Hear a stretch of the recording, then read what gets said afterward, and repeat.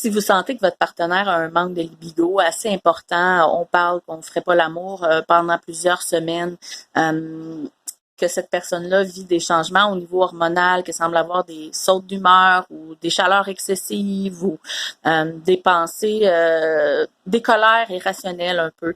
Ça peut vouloir dire que la personne est en préménopause ou déjà en ménopause et on peut aussi se le confirmer avec la perte des menstruations, quoique parfois ça n'a pas rapport. Donc, votre femme pourrait être ménopausée ou vous, femme, pourriez être ménopausée sans le savoir. Parfois, ça peut être à un très jeune âge, aussitôt que 40-45 ans. Malheureusement, il n'y a pas de miracle. Il faut être extrêmement patient.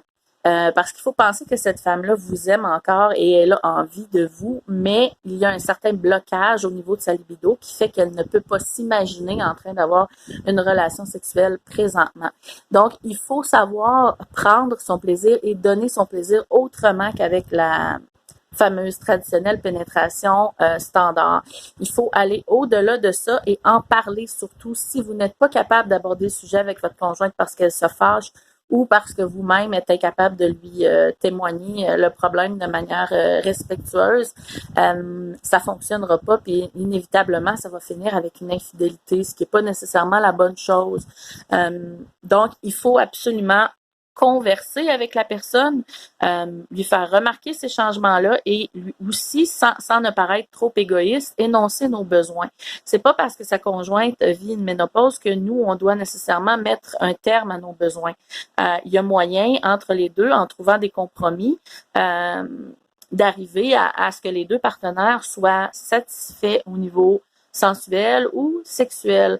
La première chose des choses que vous devriez faire après avoir bien communiqué entre vous, si vous n'êtes pas capable de régler le problème, c'est d'aller voir un sexologue qui, lui, pourrait vous aider, ou ne serait-ce qu'un thérapeute conjugal, qui pourrait vous aider à mieux communiquer sur la chose et à trouver des possibilités. Je compare souvent le fameux pénis à le fameux marteau. On me l'entend souvent dire, dans la boîte à outils, on a tendance à aller chercher notre vieux marteau qui fonctionne depuis des années puis qui nous a jamais laissé tomber pour faire à peu près tout. Mais il y a plein d'autres outils dans la boîte qu'on n'utilise pas et qui seraient probablement encore mieux pour réaliser le travail à ce stade-ci. Donc, il faut oublier la pénétration et tenter de faire les choses différemment. Internet est une source perpétuelle d'inspiration à ce niveau-là. Ayez pas peur d'en faire des recherches et de consulter si vous avez besoin. Mais la patience est de mise. Si vous mettez de la pression à votre conjointe, elle va se bloquer encore plus. Il faut que ça vienne d'elle. Un bon truc, pendant quelques semaines et quelques mois, arrêtez d'en parler complètement. Arrêtez d'énoncer vos besoins continuellement pour voir si elle va peut-être par elle-même décider que c'est le moment.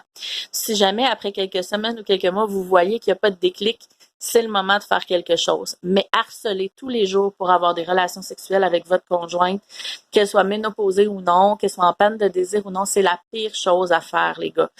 Des messages subtils de temps en temps, ça peut aller, mais allez, c'est pas trop fort, sinon la personne va carrément se bloquer et vous aurez pas ce que vous voulez. Oubliez pas, les femmes, ça se passe tout ici. Il n'y a pas de switch on-off qu'on peut mettre et il n'y a pas de booster ou quoi que ce soit de la libido.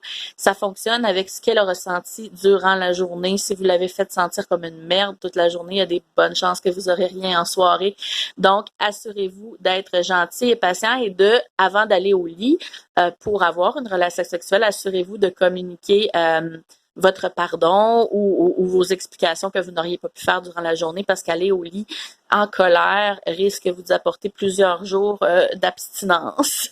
Donc voilà, patience est de mise et idéalement thérapie. Si on est capable d'en parler, ça va fonctionner. Donc sur ce, je vous dis bonjour. Le blabla est terminé. Youhou! On se voit bientôt quand j'aurai 2 minutes. Ciao, ciao!